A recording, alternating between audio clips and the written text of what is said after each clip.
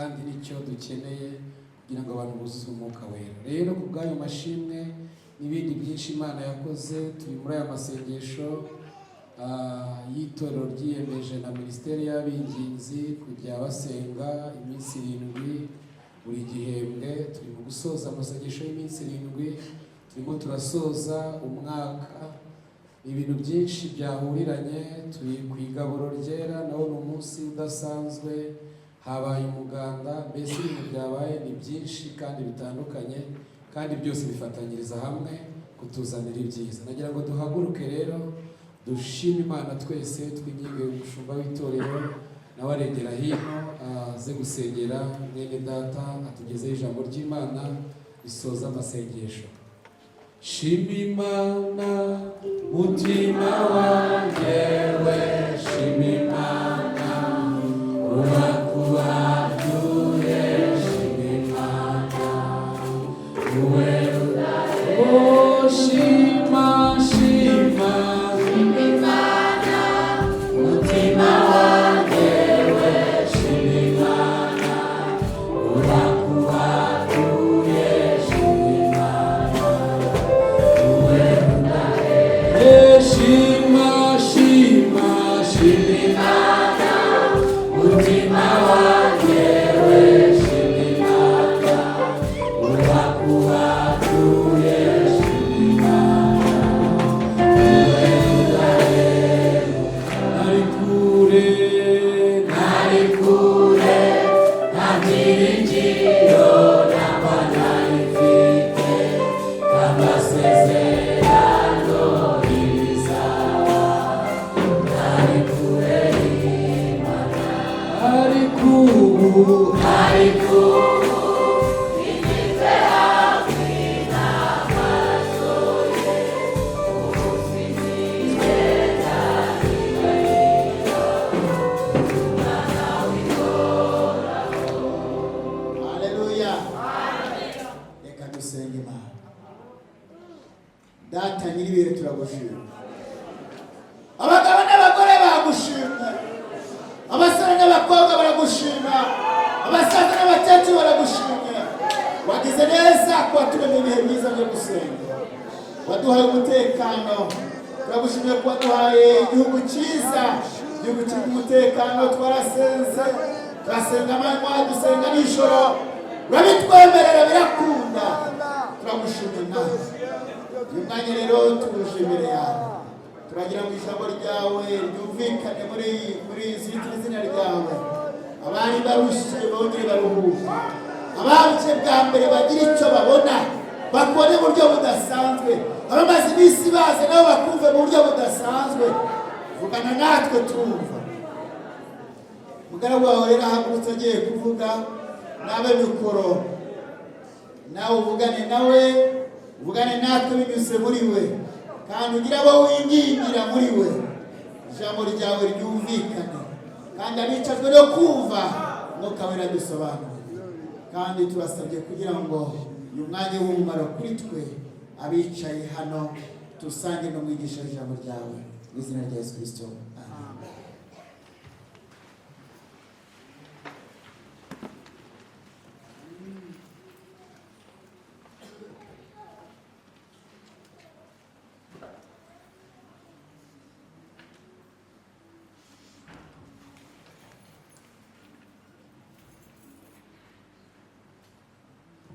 Dusome muri Yesaya 45. Yesaya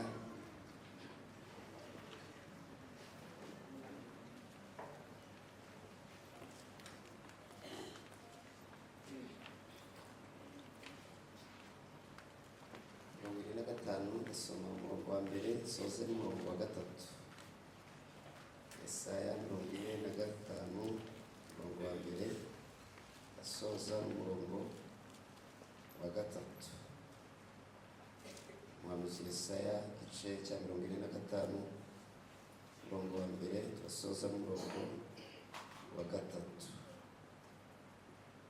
Ibi ni byo Uwiteka abwira Kuro, we yimikishije amavuta ati, niwe mfashe ukuboko kw'iburyo nkamuneshereza amahanga, ari imbere ye, kandi nzakenyuza abami kugira ngo ukingurire inzugi, kandi n'amarembo ntazugarirwa.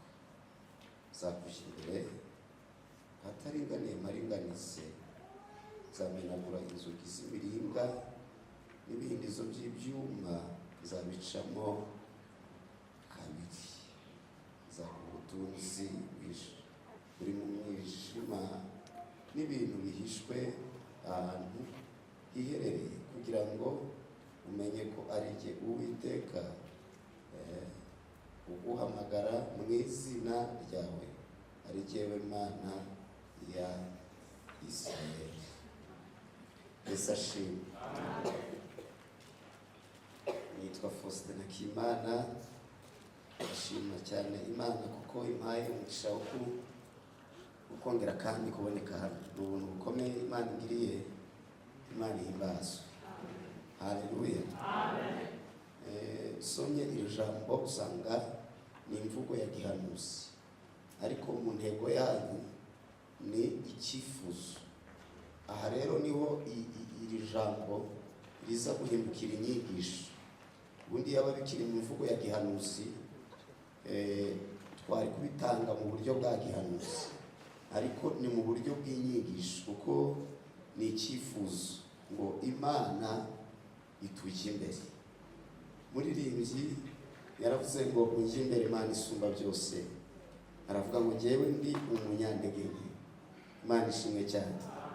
Ndasaba Imana ngo umuntu wese uri guhura n'iri jambo ry'Imana rimuhindukire ubuzima, kugira ngo Imana imujye imbere koko. Haleluya. Amen. Uko dusomye iri jambo ry'Imana, ngiye kuvugamo amagambo atatu muri iyi nyigisho tugiye gutanga. Uko dusomye nyine, niwe mfashe ukuboko kw'iburyo nk'uko bivuzwe mu mvugo ya gihanuzi. Undi kuvuga ngo niwe mfashe ukuboko kw'iburyo. Ukuboko kw'iburyo k'umuntu bivuga gushobora kwe, bivuga imbaraga ze, bivuga ubudahangarwa bwe cyangwa ubukaka bwe. Ariko iyo Imana ivuze ngo niwe mfashe ukuboko kw'iburyo, icyo aba ari igisobanuro kivuze ngo nta mbaraga wagira, nta bushobozi wagira. Hari raporo n'ahantu Kuro yagombaga gukura abana ba Isirayeli gutangaza ngo batahe, byasabaga umunyembaraga, umunyamaboko. Hanyuma rero Kuro w'umuperesi ntabwo yari afite imbaraga zo guhangura ubwami bw'abakarudari, kugira ngo abana ba Isirayeli batahe basubire gukorera Imana nk'uko yari yarabivuze ko 70 nishira bazataha. Haleluya. Imana ivuze ngo ngufashe ukuboko kw'iburyo, ibireba imbere yawe, ikavuga ngo ubushobozi bwawe, imbaraga zawe ntaho zakugeza, ntaho wagera. Ariko ubwo ngufashe ukuboko kw'iburyo, ni nko kuvuga ngo mbujije ukuboko kwawe gukora mu buryo bwa fiziko, mu buryo bugaragara, ahubwo hagiye gukora ukuboko kwanjye, ku buryo uzareba ibyo bikorwa azamenya ko ari njyewe Uwiteka Imana ibikoze, atari ubushobozi bwawe. Kandi natwe turabahamya b'ibyo bintu gamushumba, twabonye ukuboko kw'iburyo kw'Imana. Yesu ahimbazwe cyane. Ukuboko kw'iburyo bivuze uburyo bw'Imana. Ibyanditswe biravuga ngo rubera abatunganye igihome. Ndabibutsa ko abigishwa nabo cya gihe byari byabacanze, umwami yarababwiye ngo nimutere urushundura iburyo bw'ubwato murafata. Ngira ngo mbibutse ikindi cyanditswe kivuga kuri wa muntu wari ubambanwe n'umwami Yesu. Burya hakijijwe uwari ubambwe iburyo bw'umwami Yesu. Ubwo icyo nshatse kuvuga, Yobu 23 umurongo wa 8 aravuga ngo ndimo ndegera imbere shaka Imana muri bya bibazo, akavuga ngo ariko Imana ntihari, ngo nanasubira inyuma ngo nkayibura. Akavuga ngo ndimo ndagerageza kwerekeza no mu kuboko kw'ibumoso, ariko nkayibura. Akavuga ngo irimo iranyisha mu kuboko kw'iburyo. Imana ya Isirayeli igufatishe ukuboko kwayo kw'iburyo mu izina rya Yesu, kandi igufata ukuboko kw'iburyo, ibyakunaniye bizakunda. Ijambo rya kabiri, nzakenyuruza abami kugira ngo ngukingurire inzugi. Wumvise iryo jambo nzakenyeruza abami, ntabwo harimo ngo ngukenyeze, ahubwo ngo ngukingurire inzugi. Kubera ko biri kuza ngo nzakenyeruza abami ngukingurire inzugi. Ibi icyo bisobanuye nta kindi ni ukurema icyo bita ibigwi. Buriya umuntu udafite icyazwiho biragoye kumukurikira. Niyo mpamvu n'umwami Yesu kugira ngo afatishe bariya bene data intumwa n'abigishwa byamusabye kugira ibikorwa, akagira ibintu abereka, akagira ibintu abagaragariza, nyuma bakamukurikira. Nshatse kuvuga haleluya, Imana isaba ngo ibanze kubake ubu umuntu udasanzwe ushobora kuvuga gutanga igitekerezo mu bantu. Abantu bakavuga ngo vraiment uyu muntu aratanga ibitekerezo bikuze, kandi ntibibe ibitekerezo gusa n'ibikorwa ndetse nabyo. Ariko Imana ivuga ngo Kuro, noneho ikintu uzakora nzakenyeruza abami gukingurira inzugi. Ibi bisobanuye intambara uzarwana. Yafashe Aziya yose mu buryo bwo kurwana, hanyuma uko gukenyuruzwa icyubahiro kw'abami, ibyo bituma ingabo zimugenda inyuma kugira ngo arwane n'abakarudaya. Bisaba ngo abafite ibigwi n'abari inyuma bavuge ngo iyo abanye na Kuro uyu turi imbere n'ubundi izabana natwe. Imana ishimwe cyane. Hanyuma ngira ngo murabizi ko no muri Yosuwa 3, ntabwo ndibubaha ibyanditswe byinshi kuko nifuzaga kuko dusigamo iminota mbere ya saa 9 muze kureba ku isaha kugira ngo tuje ku meza y'umwana. Yosuwa 3:7 Imana yabanje kubwira Yosuwa ngo uyu munsi ndatangira kugukuza mu maso y'abana ba Isirayeli. Ikiba nta kindi ni ukuntu bari bugere imbere ya Yorodani gatandukana, bakabona kuko Imana yari kumwe na Mose na Yosuwa nawe bari kumwe. Imana ishimwe cyane. Iri nzakuje imbere ahataringaniye nindangiza mparinganize. Nta kindi nacyo bisobanuye. Ibi bisobanuye ko insinzi Kuro yagezeho ntabwo ari we wayigezeho. Ibi bisobanuye ko ni Imana yayigezeho. Nzakuja imbere. Ni ibintu bigiye gukorwa, bigakorwa mu buryo abantu bavuga ngo imbere y'uriya mugabo hari undi, hari izindi mbaraga. Ibyo bisobanuye umugaba. Niko byanditse muri Yosuwa 5:15. Mu gihe cyo guhirima kwa Yeriko, burya hari ukuboko kutagaragara, hari umugabo utaboneka witwa marayika, uyaje avuga ngo nje nonaha kubera ingabo z'Uwiteka umugaba. Niko byanditse. Imana ishimwe cyane. Hanyuma rero muranyihanganira kubera ko twihuta, mvuga inyungu zo kugendana n'Imana ikuri imbere. Turihuta cyane. Inyungu zo kugendana n'Imana ikuri imbere, iya mbere ugera iyo ujya. Imana ikuri imbere iyo ujya ugera iyo ujya. Mariko 4:36 niko havuga abigishwa bari kumwe n'umwami Yesu. Hanyuma muri urwo rugendo bari kumwe na Kristo bari mu mazi. Yesu ngo yaryamye bwerekeza, niko byanditse. Hanyuma baza guterwa n'inkubi y'umuyaga, bahura n'ibibazo mu nyanja. Noneho baribaza bati none se turagira duti? Ngo bakadaha amazi akarushaho kwiyongera, bakadaha amazi akarushaho kwiyongera, umuyaga inyanja yanga kubaturiza. Hanyuma kuko bari kumwe n'umwami Yesu kandi aryamye ibwerekeza, ngo baramukangura. Muhanga yaravuze ngo bamukanguye ngo akore igitangaza, ngo kuko nta gitangaza cyo mu mazi yari yarigeze akora. Byasabaga ngo bamukanguye ngo noneho bapfane nawe.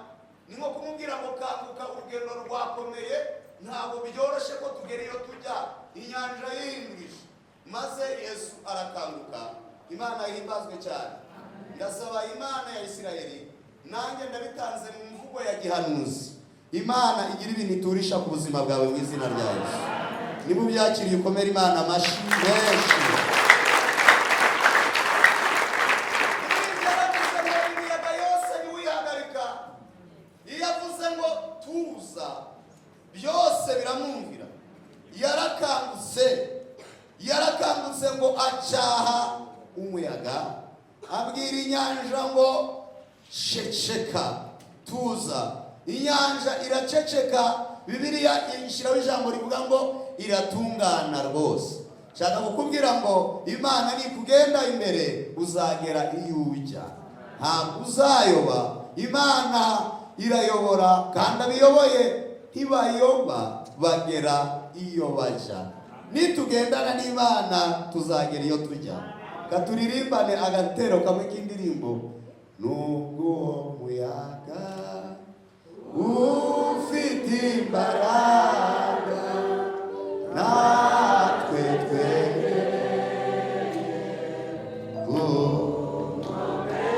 nta muyaga uhari, nta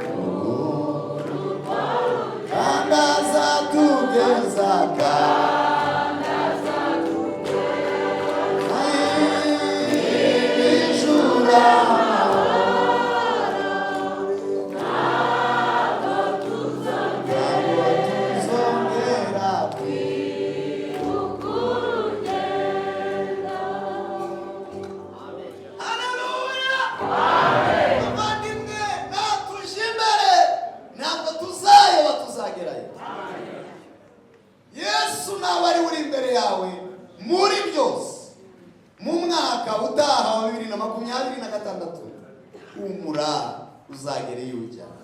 Naba ari imbere ariwe ukurangaje imbere akuyoboye. Inyungu ya kabiri, uba ufite uburinzi buhagije bwize. Imana ikuri imbere, uba ufite uburinzi buhagije bwize. Zaburi ya 16 umurongo wa 8, Dawidi yaravuze ngo nashize Uwiteka imbere yanjye, anavuga ngo ubwo ari iburyo bwanjye sinzanyeganyezwa. Shaka kuvuga haleluya, uburinzi bwizewe ni kwa Yesu gusa. Niwe wakurinda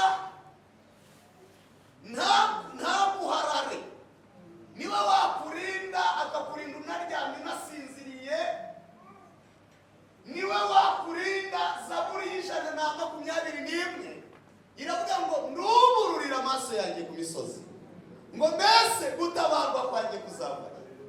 Maze iyo Zaburi ikikiriza ngo gutabarwa kwanjye kuva k'Uwiteka uwaremye ijuru n'isi, ngo ntazemera ko ibirenge byacu biteguza. Iravuga ngo uturinda ntahunikira, ntasinzira. Haleluya! Imana irinda Abisirayeli ihora iri. Dawidi aravuga ngo nashize Uwiteka imbere yanjye, ubwo ari iburyo bwanjye sinzanyega. Tumukomera amashyi menshi cyane. Icyakora n'ugenda wenyine ntabwo bizakubera byiza muvandimwe. Birasaba kubwira umwami ngo uje imbere mukurikire. Imana ishimwe cyane. Icya gatatu ni ukugera ku nzozi zawe. Mu bintu byatumye Joseph agera ku nzozi ze, yashize Imana imbere. Itangiriro igice cya 49:22 havuga kuri Joseph. Yosefu uri ishami ry'igiti cyera cyane, igiti cyera cyane kiri hagati y'isoko. Ariko ijambo nashakaga riravuga ngo bamugiriye iby'urwango, ngo ari ku muhato we wari utarakabanguka. Niko byanditse. Yagiriwe nabi cyane, ariko ntiyigeze abangura umuheto ngo narangiza arase ku banzi be cyangwa agirira iby'urwango abamugiriye urwango. Maze Yakobo aravuga ngo amaboko ye yakomejwe n'intwari ya Yakobo. Nendaga kubabwira bavandimwe, Imana ya Isirayeli nuwishyira imbere uzagera ku nzozi zawe. Ibyo warose, ibyo Imana yakubwiye, nicyo bita vision, intumbero yawe, bya bitekerezo byawe byagutse bimwe wifuza kugeraho, uzabigeraho. Imana ni ibiri kumwe nawe. Imana ishimwe cyane. Icya kane nuko intambara zose warwana urazitsinda. Abakorinto rwa kabiri bandikiwe 10:3 haravuze ngo nubwo dufite umubiri w'abantu ariko duturwana mu buryo bw'abantu. Imbere y'Imana intwaro zacu zigira imbaraga zo gusenga ibihome, dukubita hasi impaka n'ikintu cyose cyishiriye hejuru kurwanya kumenya Imana. Shaka kuvuga ngo uzatsinda. Uwacu yaravuze ngo dore umugabo uzigabye ni Yesu Kristo, ngo yanesheje wa mwanzi we umusaraba, ngo ndetse n'intwaro ze yarazimwambuye. Aravuga ngo twashobora kuneshwa se Yesu aturwanya. Imana ishimwe cyane. Aravuga ngo mutware intwaro z'umwuka nizo mukwiriye, inkota icya. Haleluya! Niyo jambo ry'Imana muryemere niryo ribakiza, muryizere mu mutima, mu mitima yanyu niho muzatsinda. Ubwo ibintu n'ibigari burya na Dawidi gutsinda Goliyati nuko Imana yari imbere ye. Ubwo urumva ntitwaje kuvuga urugamba rwa Dawidi na Goliyati. Imana ikuri imbere. Icya gatanu, ugira icyizere cy'ubuzima iyo wumva Imana. Hanyuma rero nababwiye ngo bisaba inyigisho kubera ko dusoje harabura iminota 2 ngo sigemo iminota 10, ariko ngira mbabwire icyo dusabwa rero sasa. Imana kugira kugenda imbere hari ibyo usabwa. Ntabwo ari Imana agenda imbere. Ubushize narababwiye Imana ntabwo ari umuswa ku buryo yagenda imbere abantu bambaye ubushwambaga. Imana ntabwo yagenda imbere abasivili. Imana igenda imbere ingabo zayo nizo igenda imbere. Kandi koko nta mbwa yakwishimira kuyobora imbwa nyinshi bizijya imbere izi nizo ngabo zanjye. Ibyo intare niza ntabwo yabyishimira. Kandi Imana itugirire neza cyane. Icyo usabwa cya mbere ni ukwizera. Bavandimwe dukwiye kubaho ubuzima bwo kwizera igikorwa Kristo yakoze ku musaraba. Kwemera ko Yesu yapfuye ku bwacu, Yesu yabambwe ku bwacu, Yesu yarazutse ku munsi wa gatatu arazamuka, wicaye iburyo bw'Imana azagaruka. Kubyizera gutyo ukabigundira ukabikomeza niko gakiza kawe. Icyo gihe rwose uba winjiye mu mubare w'abantu Imana igenda imbere, kuko itorero Imana iri imbere ntabwo iri inyuma, izarigeza mu ijuru. Imana niyo iriyoboye. Imana ishimwe cyane. Cya kabiri, kwihana ibyaha. Imana niyo ikunda ko abantu bakora ibyaha, ariko biranditse ngo tunabikora twibuke ko dufite umurengezi. Bavandimwe dukwiriye kwemera kwezo, kandi iki gihe nicyo kwezo. Ubwo nyine ndi kubibwira abanyetorero uko mugiye no kuja kwigaburo ryera, ariko harageze ngo mwezwe, harageze ngo twezwe, twemere icyaha kitarani igikorwa kibanza kuba igitekerezo. Hari igihe rero uvuga uti sinabishize mu bikorwa, no kubitekereza ubwabyo ni icyaha, utekereza nabi. Ishari ribera mu mutima imbere, umuntu akagendana ishari, umuntu akagendana urwango, umuntu akagendana ibyaha by'uburyo butari bumwe. Ariko Imana ya Isirayeli iragusaba kwemera kubaho ubuzima bwezwa, ukemera kwihana ibyaha. Hanyuma icya gatatu ni ukubisaba Imana. Niba ushaka ko Imana ikugenda imbere, fata igihe usaba Imana, uyibwire ngo Mana ngenda imbere. Ufite n'ibyo ushingira bari kuvuga uti jyewe sinabishobora, bene data barananiwe, intwari zarananiwe, abigisha bakomeye batari nka Faustin barananiwe, abaririmbyi bakomeye bakuru banyu bamwe barananiwe. Gusaba Yesu ngo Yesu ngenda imbere, nje gusohoza umurimo wawe, mbashe kugera aho ngera. Imana ishimwe cyane. Uwacu yaravuze ngo gufata ukuboko kwanjye ungendeshe, tujyane ungeza heza. Ndegejeho umunota, sinagera aho ngera nagufite mwama, ushaka kongera ugire gute uhanjyane. Hanyuma icya kane ni ukugira intego nziza mu buzima bwawe. Udafite intego nziza mu buzima bwawe biragoye ko Imana yakugenda imbere cyangwa ngo igendane nawe. Birasaba kugira ibitekerezo byagutse birimo intego nziza cyane, haba mu murimo no kubaka famiye yawe cyangwa no kubaka imirimo yawe, ariko bikaba ari byiza cyane. Hanyuma icya gatanu ni ugukora ubushake bw'Imana. Kuro yari yoherejwe gukora ubushake bw'Imana. Bavandimwe, kugira ngo Imana itugende imbere biradusaba kwemera gukora ubushake bw'Imana. Gatandatu ni ukugira icyizere, kugirira Imana icyizere. Imana ibaha umugisha kandi no kugira ibitekerezo bizima. Hanyuma icya karindwi ni kuyikorera. Mwakire neza ijambo ry'Imana. Reka dukomere Imana amashyi twese bavandimwe. Imana tuyikorera, Imana tuyikorera amashyi menshi. Haleluya!